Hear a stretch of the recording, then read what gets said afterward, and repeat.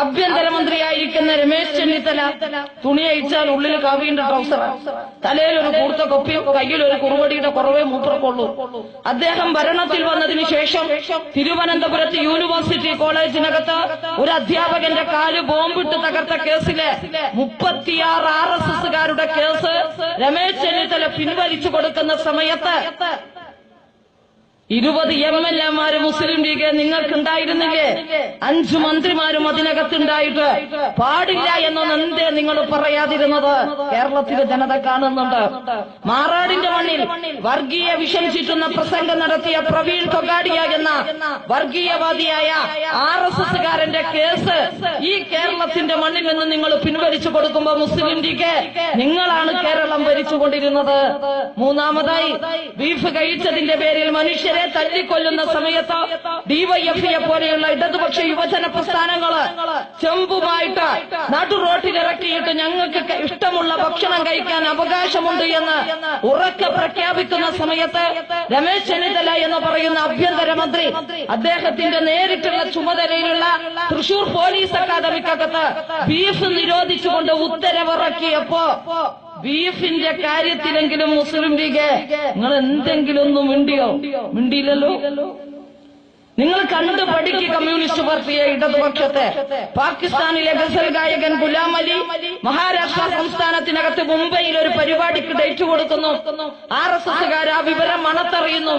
അവർ ഗുലാം അലിയെ വിളിച്ചിട്ട് പറഞ്ഞു, മുസ്ലിമായ പാകിസ്ഥാൻകാരനായ ഗുലാം അലി ഈ ഇന്ത്യയുടെ മണ്ണിലേക്ക് വന്ന് പാടിയാൽ മയ്യത്ത് ഞങ്ങൾ പാകിസ്ഥാനിലേക്ക് കൊടുത്തയക്കുമെന്ന് പറഞ്ഞപ്പോ ആ മനുഷ്യൻ പേടിച്ചിട്ട് സംഘാടകരെ വിളിച്ചു പറഞ്ഞു, ഞാൻ ഇന്ത്യയിലേക്ക് വരുന്നില്ല. ആരാ ഇടപെട്ടത്?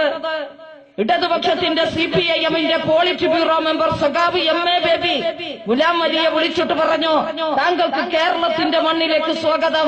ഇവിടെ ആയിരക്കണക്കിന് കമ്മ്യൂണിസ്റ്റുകാർ ചെങ്കൊടി കയ്യിൽ പിടിച്ച് കാവലുണ്ടാകുമെന്ന് പറഞ്ഞ് ഗുലാം അലിയെയും മകനെയും വിളിച്ചു വരുത്തി 3 ജില്ലകൾക്കകത്ത് 8 പരിപാടി അവതരിപ്പിച്ച് ഗുലാം അലിയും മകനും പാകിസ്ഥാനിലേക്ക് തിരിച്ചു പോകുമ്പോ ഒരു രോമത്തിന് പോലും പോറലേൽപ്പിക്കാൻ ഒരു RSSകാരനും കടന്നു വരാതിരുന്നത് നിങ്ങളുടെ പച്ച കണ്ടിട്ടല്ല.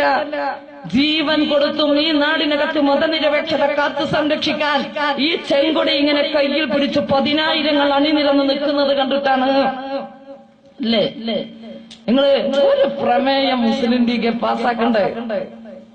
ഒരു പത്രസമ്മേളനം സമ്മേളനം വിളിച്ചുകൊണ്ട് RSSനെതിരെ ഒരു വാക്ക് മിണ്ടിയോ? നിങ്ങൾ മിണ്ടണ്ട. ലീഗ് ഹംസാക്ക പറഞ്ഞതുപോലെ മുഹമ്മദ് അഖിലാഖി എന്ന് പറയുന്ന മനുഷ്യനെ വീട്ടിൽ കയറി ഇഷ്ടിക കൊണ്ട് തലക്കടിച്ചു കൊന്നപ്പോ ആ വീട്ടിലേക്ക് ഓടിയെത്തിയത് കമ്മ്യൂണിസ്റ്റ് പാർട്ടിയുടെ പോളിറ്റ് ബ്യൂറോ മെമ്പർ സഖാവ് ബൃന്ദ കാരാട്ട്. ഇപ്പോഴാണ് ജാർഖണ്ഡ് സംസ്ഥാനത്തില് 100 കിലോമീറ്റർ അകലെ റാഞ്ചിയില് മുഹമ്മദ് മുജൈമിൽ എന്ന് പറയുന്ന 45 വയസ്സുകാരനെയും അസദ് ഖാൻ എന്ന് പറയുന്ന 15 വയസ്സുള്ള കുട്ടിയും കന്നുകാലി കച്ചവടം നടത്തിയെന്ന കുറ്റം ആരോപിച്ചുകൊണ്ട് നടുറോട്ടിലിട്ട് തല്ലിക്കൊന്ന് മരത്തിൽ കെട്ടിത്തൂക്കി നിൽക്കുന്ന ആ 2 പാവങ്ങളുടെ ശവശരീരത്തെ നമ്മൾ ഈ ലോകമാകെ കണ്ടു. ഞങ്ങൾ എന്താ ചെയ്തത്? ആ വീട്ടിലേക്ക് ഇടതുപക്ഷത്തിന്റെ നേതാവ് കമ്മ്യൂണിസ്റ്റ് പാർട്ടിയുടെ പോളിറ്റ് ബ്യൂറോ മെമ്പർ സഖാവ് ബൃന്ദ കാരാട്ട് ഓടിച്ചെന്ന് ആ കുടുംബാംഗങ്ങളെ ആശ്വസിപ്പിച്ചു.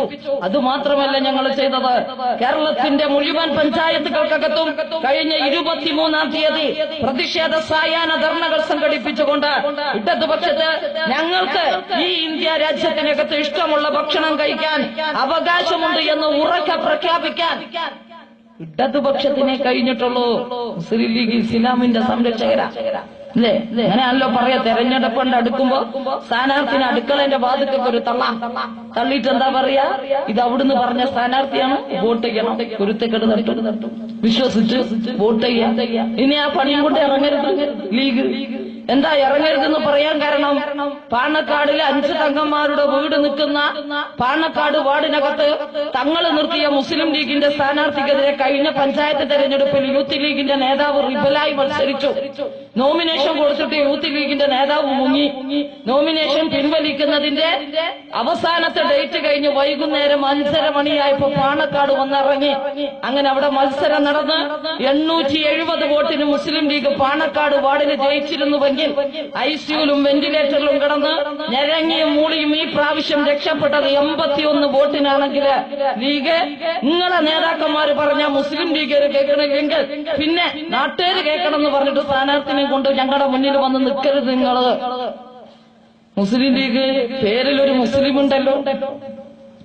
CPIM, CPI, INL, PDP, Janata Dal, secular party, welfare, വർഗീയ സംഘടനയായ സുഡാപ്പി, popular front, NDF, BJP, RSS, ഈ ഒരു സംഘടനയുടെ പേരിന്റെ മുമ്പിലോ പിമ്പിലോ ഒരു മതത്തിന്റെ പേരിന്റെ ലീഗ്. പക്ഷെ മുസ്ലിം ലീഗിന്റെ പേരിന്റെ മുമ്പിൽ ഒരു മതത്തിന്റെ പേരുണ്ട്. ആ മതത്തിന്റെ പേര് ഇങ്ങനെ വിമാനത്തിലേക്ക് പോകുമ്പോ വാ പൊളിച്ചു നിന്നപ്പോ നേതാക്കന്മാരുടെ വായിലേക്ക് കടർന്നു വീണ് കിട്ടിയതല്ല. പ്രവാചകനായ മുത്തുനബി മുഹമ്മദ് മുസ്തഫ സല്ലല്ലാഹു അലൈഹി വസല്ലമ തങ്ങൾക്ക് 40ാമത്തെ വയസ്സിൽ നുബുവത്ത് കിട്ടി. അദ്ദേഹത്തിന്റെ മരണത്തിനു മുമ്പ് അറേബ്യയാകെയും മരണത്തിനു ശേഷം 4 ഖലീഫമാർ മുഖാന്തരം ലോകമാകെയും പ്രചരിപ്പിച്ച് ഇന്ന് കോടിക്കണക്കിന് മനുഷ്യർ വിശ്വസിക്കുന്ന മതത്തിന്റെ പേരാണ് ലീഗ് ഇസ്ലാം. ആ ഇസ്ലാമിൽ വിശ്വസിക്കുന്ന മനുഷ്യനെ വിളിക്കുന്ന പേരാണ് മുസ്ലിം. അതിന്റെ പേരെടുത്തണിഞ്ഞ് ഈ നാടിനകത്ത് നിങ്ങൾ പ്രവർത്തിക്കുമ്പോ ബീഫിന്റെ കാര്യത്തിലെങ്കിലും ഒരു 10 യൂത്ത് ലീഗിന്റെ കുട്ടികളെ നടു റോട്ടിലേക്കൊന്ന് ഇറക്കി നിർത്തി ആ തേങ്ങാപ്പൂടുള്ള പച്ചക്കൊടിയൊന്ന് കയ്യിൽ കൊടുത്ത് 4 മുദ്രാവാക്യം നരേന്ദ്രമോദിക്കെതിരെ വിളിക്കാൻ എന്തേ നിങ്ങൾക്ക് കഴിയാത്തത് എന്ന് ഈ തെരഞ്ഞെടുപ്പിനകത്ത് ഈ നാട്ടിലെ ജനത പരിശോധിക്കും. ലീഗ് എന്തൊക്കെയാ കാട്ടിക്കൂട്ടുന്നത്? ഇവര് കൊണ്ടുവന്നതാണ്. അബ്ദുൽ സമദ് സമദാനി സാഹിബ് RSSന്റെ ബാലഗോകുലം പരിപാടി ഉദ്ഘാടനം ചെയ്ത് സാദിഖ് അലി ശിഹാബ് തങ്ങൾ കള്ളസന്യാസി ബാബാ രാംദേവിനെ കോഴിക്കോട് ജില്ലയിലെ കാരാപ്പറമ്പിൽ ചെന്ന് കൂട്ടിപ്പിടിച്ച് ഉമ്മ കൊടുത്ത് അങ്ങനെ കൊണ്ടുവന്നതാ നരേന്ദ്രമോദിയെ. ഇവര് നേതാവുണ്ടല്ലോ വയനാട്ടിലെ KM ഷാജി നിയമനിർമ്മാണ സഭക്കകത്ത് RSSന്റെ കൊലപാതകത്തെ കുറിച്ച് പറഞ്ഞിട്ട് പൊട്ടിക്കരയണ കരച്ചിൽ കേട്ട മുസ്ലിം യൂത്ത് ലീഗ് ഈ KM ഷാജിക്ക് കുമ്മനം ഷാജി എന്ന പേര് മാറ്റിക്കൊടുക്കണം. യൂത്ത് ലീഗ് എന്തിനാ കരയുന്നത്? കരയാണ് 3000-ഓളം വരുന്ന മുസ്ലിങ്ങളെ കൂട്ടക്കൊലക്ക് വിധേയമാക്കിയ ഗർഭിണിയായ കൗസർ ബാനുവിന്റെ വയറ്റിലേക്ക് തൃശൂലം കുത്തിയിറക്കി ഗർഭപാത്രത്തിൽ നിന്നും കുഞ്ഞിനെ പുറത്തെടുത്ത് ആ കുഞ്ഞിനെ കുന്തത്തിൽ ഇങ്ങനെ നിർത്തിയിട്ട് 2 കിലോമീറ്റർ ആഹ്ലാദ പ്രകടനം നടത്തി അവസാനം പ്രകടനം സമാപിക്കുന്ന സ്ഥലത്ത് പെട്രോളും മണ്ണെണ്ണയും ഒഴിച്ച് കത്തിച്ച ആ നരേന്ദ്രമോദിയുടെ ഗവൺമെന്റ് അന്ന് ഗുജറാത്ത് ഭരിച്ചതുവെങ്കിൽ അന്ന് ഭരിച്ചിരുന്ന നരേന്ദ്രമോദി രാജ്യത്തിന്റെ വികസന നായകനാണെന്ന് പറയാൻ മുസ്ലിം യൂത്ത് ലീഗ് നിങ്ങളുടെ നേതാവിനെ സാധിക്കൂ? അപ്പൊ വന്നല്ല വനമാല നരേന്ദ്രമോദി 10 ലക്ഷത്തിന്റെ ചുരിദാറും അതിമ സ്വന്തം പേരും എഴുതി ഇന്ത്യൻ പ്രധാനമന്ത്രിയുടെ കസേരയിൽ 5 മണിക്കൂർ അമർന്നിരിക്കാതെ ലോകമാകെ തെണ്ടി നടന്ന് സെൽഫി എടുത്ത് ഡിജിറ്റൽ ഇന്ത്യ കളിക്കുക. വരുമ്പോ എന്തേ പറഞ്ഞത്? അച്ഛാദിൻ. ആരച്ഛൻ? ഒരാളച്ഛനും വന്നിട്ടില്ല. RSSകാരന് പോലും എല്ലാരെ കൊണ്ടും ബാങ്കിൽ അക്കൗണ്ട് എടുത്തിട്ട് 10 രൂപ RSSന്റെ ഗവൺമെന്റ് അധികാരത്തിൽ വന്നിട്ട് ഇന്ത്യയിലെ ഏതെങ്കിലും ഒരു പൗരന് കിട്ടിയിട്ടുണ്ടോ? എന്തൊക്കെയാ കാട്ടിക്കൂട്ടുന്നത്? കൂടെയുള്ള MP മാർക്ക് സത്യത്തിൽ ഭ്രാന്താണെന്ന് പറയേണ്ടി